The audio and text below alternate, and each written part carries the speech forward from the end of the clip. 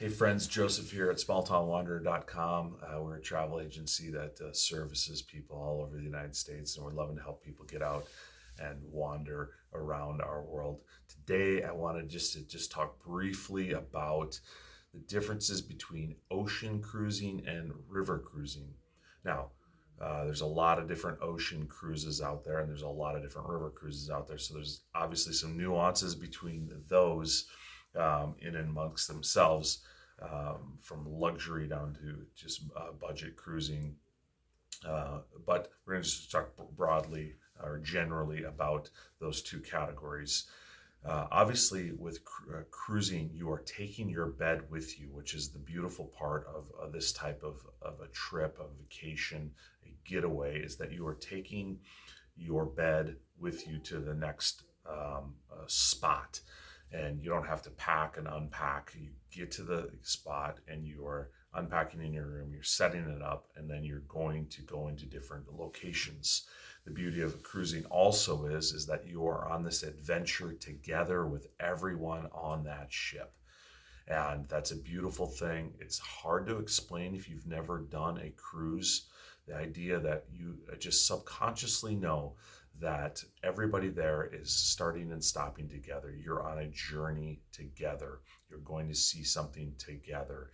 And so you can have a common experience, which creates common community and common conversation in the common areas. And that was not intended to say, but you can engage with people. And it's just kind of a cool experience when you see somebody in the morning and you know, hey, where are you going to go on your excursion today? And then you might see them later in the evening or even the next day and go, hey, how was that to see the sloths? Or how was that scubaing? Or how was your excursion of that European castle? All great experiences. But the big differences between river cruising and ocean cruising, obviously the biggest difference is size. Even the smallest ocean cruises are still bigger than your river cruises. And every river cruise brand out there basically has the same size of ship.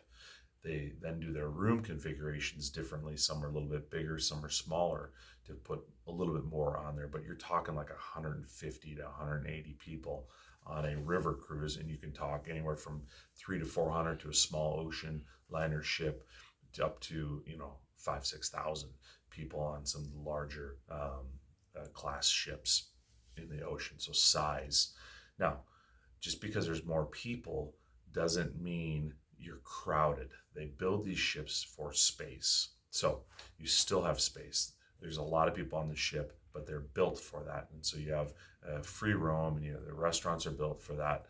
The reverse is also true. Just because a ship is smaller doesn't mean it's going to be claustrophobic or like, oh my God, there's nothing to do here on the ship.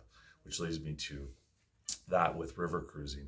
River cruising truly, and it happens mostly in Europe, and there are some river cruises in America on the Mississippi and the Columbia River. In Europe, they're on the Rhine and the Danube, the Seine. They're going into Portugal. There's some in actually in Asia. There's some river cruises there also, and also the Nile. Those are all smaller ships, and you're doing stuff together with those people. Now, I always say there's no such thing as a bad river cruise. There's only just levels of really good. And there are some brands that we would like to recommend that are better than, we believe, than others and worth the value, maybe a few extra $100 for it. But with river cruising, you're with a smaller group, so you have a host on board that you really do get to know, and that person will guide you through that week and will be there for you to pick out your excursions and the things that you do. And with river cruising, again, you're in Europe, and these towns are built around rivers, so you're getting dropped off in the center of cities, which is the opposite of maybe some ocean cruising. For instance, Rome. You go to Rome, but you're not really in Rome. You're about 45 minutes out of Rome. So you get to some of these places, and you still are quite a bit away. If you go to Panama City, you got to tender in to the city, and then you have a long pier to go on for an ocean cruise. Is that bad? No, it's not bad. It's just different. So when you get off on a river cruise, many times you're literally off the gangplank and you're a block or two from the city center, It's just a magical experience in some of these European towns that you would never ever get to otherwise. Food on both. Food is going to be plenty on a ocean cruise. Food and drink will be all over the place. There'll be tons of options. River cruising, you don't have that. You have a dining area, and then usually like some sort of snack area with a bar on each of the river cruises. Now you think, oh my God, that's not going to be that much. I will just say, for my personal river cruising experience, it's probably been the best food I've ever eaten ever in any experience. They can really tailor it. They have fresh ingredients from the locales. They have wine and drink from the areas. And there's always going to be options. So there's always a chicken and a fish and a beef and a vegetarian.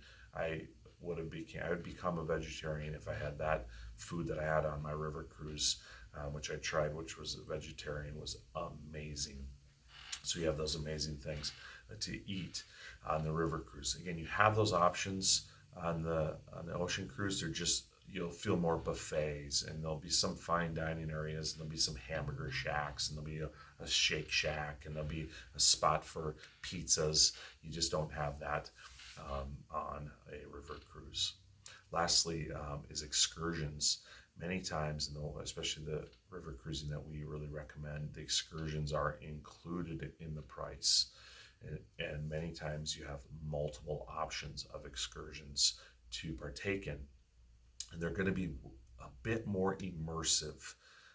Not that the ocean cruises aren't, but they are generally a bit more generic. It'll be snorkeling. It will be go see this castle, go see this museum. In river cruising, because of the relationship many of these cruise lines have for these smaller towns, you're getting immersive adventures. So you're going to the Chantilly castle to learn how to make their cream. You're experiencing Monet's art from his house, and you're getting a private tour of his garden. You're getting a small intimate tour through a village with a guide that many times will actually be with you along the river. They don't cruise with you. They'll drive down the river and meet you at the next stop and continue to be your guide. And you'll go through and go wine and cheese and tour the city with the river cruising. So lots of fun, engaging opportunities. I think with river cruising, the excursions which are included are amazing to do. So that's just a general idea of the two. River cruising is more expensive because it's definitely a finer luxury event or a vacation. You can find, again, lower budget cruises. Buyer beware in those is that they might seem low, but then they're going to charge you for a lot of things, from gratuities to insurance to specialty dining for drinks. You might only have one or two kind of buffet options for meals. So the price keeps going up as you get farther down the road from their sticker price. Those are just some thoughts. I really love both of them. If I had to pick one and money wasn't an option, obviously I would go with river cruising and just see these amazing, iconic European cities. You can see I did river cruising on the Mississippi with some of our American river cruising companies, and had just a really great time learning about our own country, seeing towns I never would stop at, had an amazing time there. But the reverse is true. A great time on an ocean cruise going to Alaska or going into the Caribbean and seeing those things. We did the Panama Canal on an ocean cruise. Those are all things you can't do, on a land event or even on a river cruise ship. So you have great options out there in the cruising world, and we would love to help you see them, experience them. So reach out at smalltownwanderer.com for an inquiry form, and we can hook you up with an agent in our agency that would love to help you. Already have an awesome day, and we'll see you wandering around.